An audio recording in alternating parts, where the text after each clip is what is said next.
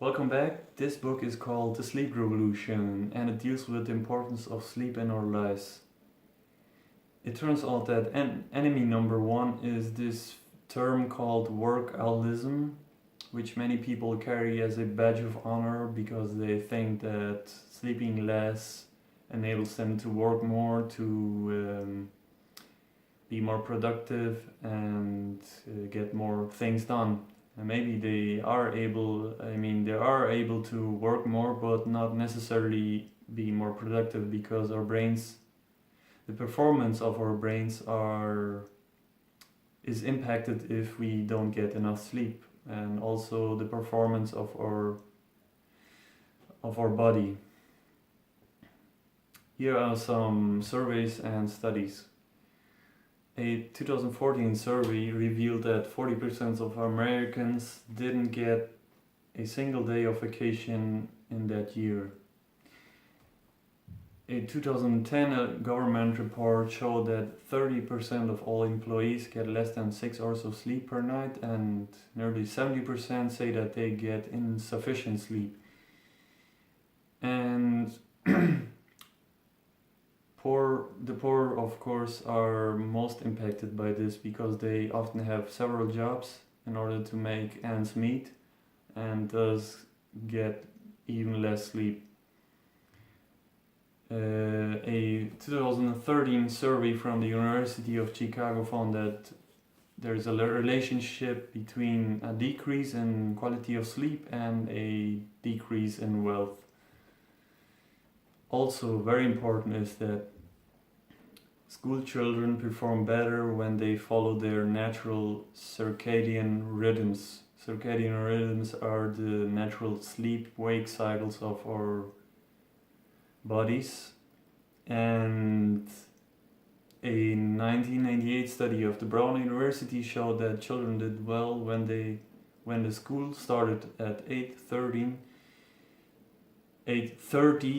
but suffered when the schedules changed to 7:30. So once again, getting up earlier disrupts students' natural sleep-wake cycles, and that makes them pathologically tired. A 2011 study in Israel found that students' attention levels improved considerably when they began class at 8:30, not 7:30. And also they ended up scoring much better. So this is something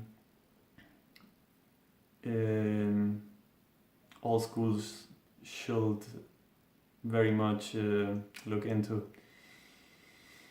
The second last point I will talk about is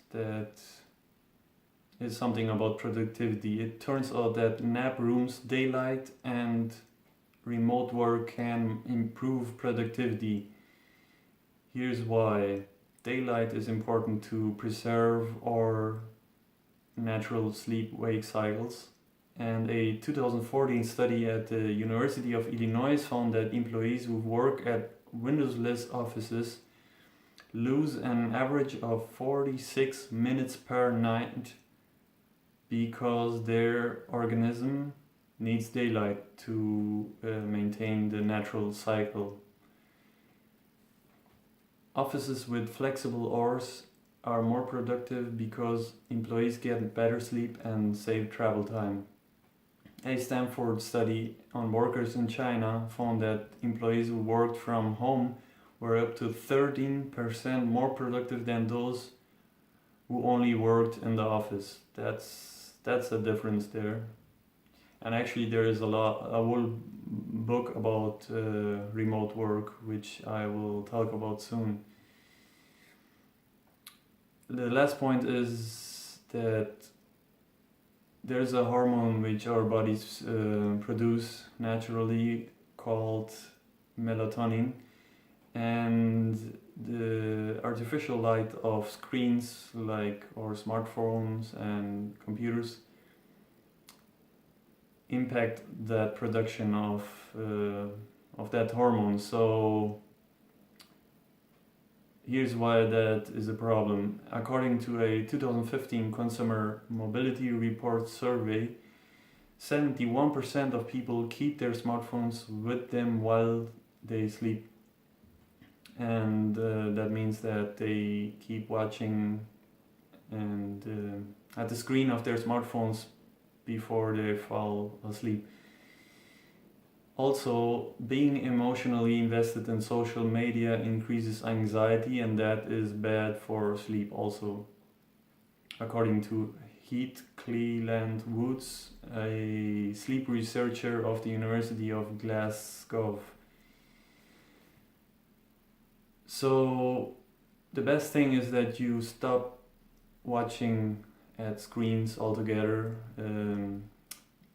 2 to 3 hours before you normally sleep, or you can also use certain software like Flux, which I will put the link in the blog post, which also is in the description, and you can download and install that software on your devices.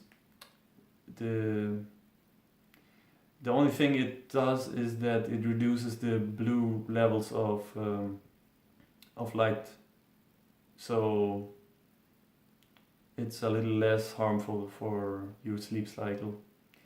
Okay, I hope that's useful. See you next time.